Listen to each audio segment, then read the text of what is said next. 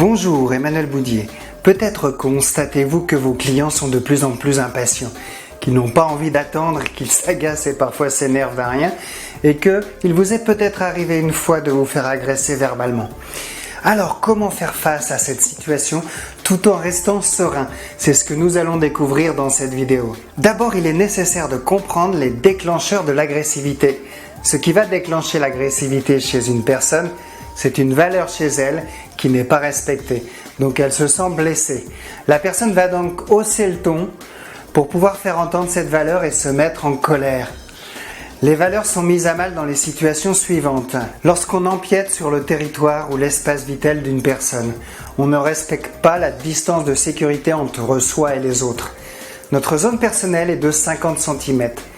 Ça vous est peut-être déjà arrivé de vous sentir en colère lorsque quelqu'un veut rentrer chez vous à tout prix, un vendeur ou les témoins de Jéhovah, ou tout simplement le chien de votre voisin qui va dans votre jardin et faire pipi sur vos parterres de fleurs fraîchement plantées. La deuxième situation, c'est lorsqu'on ne se sent pas reconnu, pas respecté. Parfois, quelqu'un peut même se sentir agressé par la manière dont on la regarde. Elle va vous dire « Pourquoi vous me regardez comme ça ?» Ça vous est déjà arrivé? Moi aussi. Si on ne répond pas aussi à une personne, elle peut se sentir blessée. La troisième situation, lorsqu'on ne se sent pas reconnu comme une personne unique. Du style, vous les jeunes, vous ne savez plus rien faire. Vous les vieux, vous faites toujours vos courses le soir ou le vendredi soir, alors que vous avez toute la semaine et toute la journée pour les faire. Les généralisations nient l'identité de la personne. La quatrième situation, lorsque nous manquons de confort. Imaginez qu'on vous serve un repas froid à l'hôpital ou que votre voisin met la musique trop fort. Vous allez vous sentir très énervé. La cinquième situation, lorsque nous nous sentons pas compris ou pas assez informés. La sixième situation, lorsque nous avons un sentiment d'injustice. Madame, cette personne est passée avant moi alors que ça fait une demi-heure que j'attends. La septième situation, lorsque la prise en charge ou que la qualité d'un service n'est pas à la hauteur de nos attentes. La non prise en compte de la demande ou l'attente vraiment trop longue, par exemple, d'une hotline, peut générer de l'agressivité. Bonjour, toutes les correspondances sont occupées. Nous allons donner suite à votre demande. Bonjour, ça vous est déjà arrivé?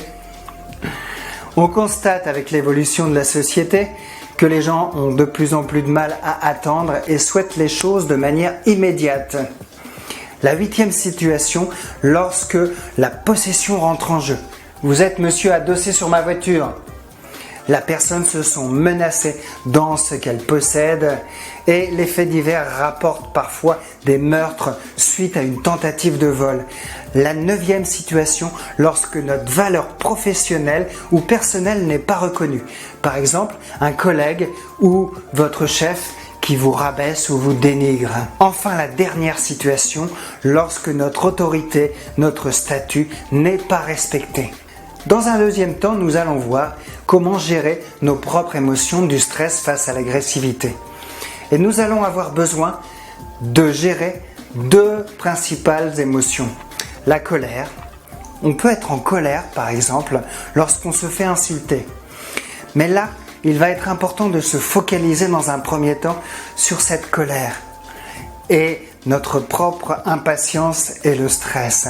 Prendre conscience de ces émotions va permettre d'en atténuer la force. Si nous maintenons en nous cet état d'émotion négative, la personne risque de le ressentir et risque aussi d'augmenter son agressivité. Ça, on n'en a pas besoin du tout. La deuxième émotion, c'est la peur. Et oui, la peur est une super émotion. J'ai bien dit une super émotion. Sauf si on considère que c'est une émotion dont on doit se débarrasser à tout prix. Et là, ça va inhiber notre capacité d'agir. On risque de se laisser dominer par elle et de ne pas agir de manière tout à fait adéquate. Nous avons besoin de la considérer comme utile. Elle nous signale un danger ou quelque chose d'important qui se passe pour nous et elle prépare notre corps à agir plus efficacement grâce au stress. Afin de gérer ces deux émotions, je vous propose d'utiliser une technique de respiration efficace. Lorsque nous sommes stressés et que nous sommes en colère, nous avons tendance à hyperventiler, c'est-à-dire à prendre trop d'air comme ça. À l'inverse, nous allons avoir besoin d'hypoventiler, c'est-à-dire de souffler 2 fois plus que nous prenons de l'air, comme ça.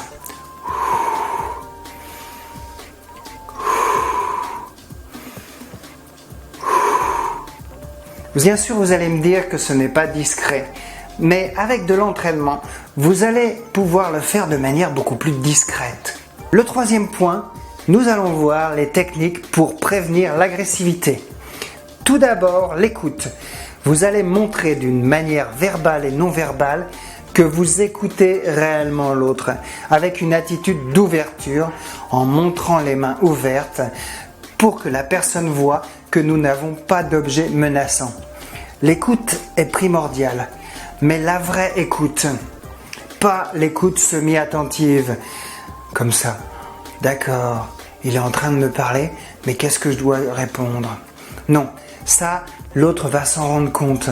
Le fait de s'asseoir, parfois, peut désamorcer la colère et favoriser l'écoute. Vous pouvez, si vous avez le choix aussi, partager quelque chose à manger ou offrir à quelqu'un quelque chose à manger. Le silence. Chut. Ça, c'est la meilleure option lorsqu'on ne sait pas quoi dire. Laissez la personne s'exprimer, mettre de l'ordre dans ses idées. On a toujours tendance à trop vouloir parler. On risque de dire n'importe quoi alors que le silence peut apaiser. Et le n'importe quoi peut énerver. Attention à ne pas rester trop longtemps silencieux quand même. Bien sûr, vous pouvez faire un commentaire, mais ce dernier doit être bref.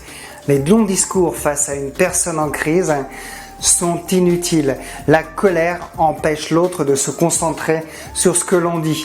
Et il n'y a pas de bouton stop dans notre cerveau. Et c'est bien dommage. Le commentaire verbal. Oui, je vois ce que vous voulez dire. Ou le commentaire non verbal. Autre astuce, le questionnement. Déjà le fait de répondre à une question permet de réfléchir et peut amener la personne au calme. On va distinguer 2 types de questionnement. Le questionnement exploratoire. Nous cherchons à connaître des informations sur les problèmes de la personne en favorisant les questions ouvertes. Demandez plutôt comment êtes-vous tombé plutôt que êtes-vous tombé. La première question amène la personne à développer ce qu'elle veut nous dire. Dans la deuxième question, la personne répondra par oui ou par non, ce qui ne favorise pas le dialogue. Le deuxième questionnement est le questionnement exploratoire. Nous allons chercher à clarifier les propos de l'autre et sa pensée. En effet, nous ne mettons pas tous le même sens sur des mots abstraits comme très vite ou pas loin. Nous allons chercher à faire préciser à la personne son problème. Concrètement, à quoi vous voyez que personne ne prend soin de vous ? Lorsque vous nous dites que tout le monde vous en veut, vous pensez à qui? Cela va nous permettre de voir la logique de la personne pour mieux l'apaiser et répondre au mieux à ses attentes. Encore une autre astuce, la focalisation. Ok, la banque ne vous a pas accordé de découvert. Que ressentez-vous? Le fait de se connecter à son émotion, encore une fois, va permettre à la personne de prendre la distance avec elle. Il est bon de ne pas trop insister si la personne est incapable de parler de ses émotions.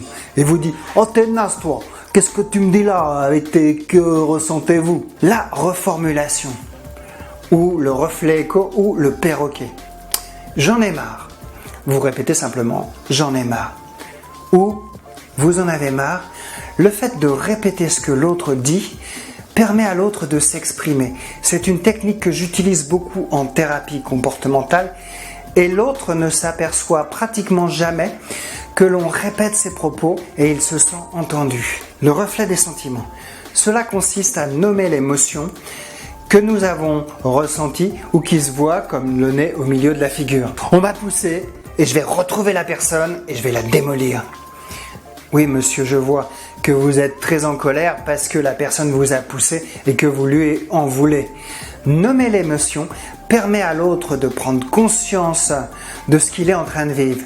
Dans cet exemple-là, la colère, voire la rage. Ce qui pourra permettre de prendre de la distance, car sous le coup de l'émotion, on n'a pas le recul nécessaire pour s'apercevoir de ce qu'on est en train de vivre.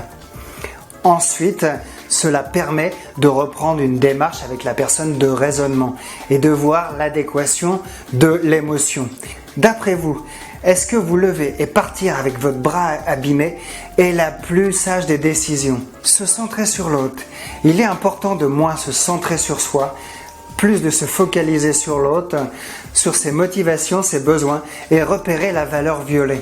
Bien sûr, une insulte peut heurter nos valeurs. Cependant, réagir en se centrant sur nos blessures peut conduire à l'escalade en violant une autre valeur chez la personne. Et ça, on n'en a pas besoin. Il est toujours bon de respecter une personne, même si elle est agressive. Et non pas de lui dire « Comment vous m'avez parlé? C'est qui le chef ici ?» Trouvez une solution. Il n'est pas utile de dire « Ce n'est pas de ma faute si les urgences n'arrivent pas ». Essayez de trouver une solution valable pour tout le monde. Vous vous impatientez, dans ce cas je vais rester un petit peu avec vous. Ou alors je vais vous prêter mon MP3 pour écouter de la musique, pour vous faire patienter.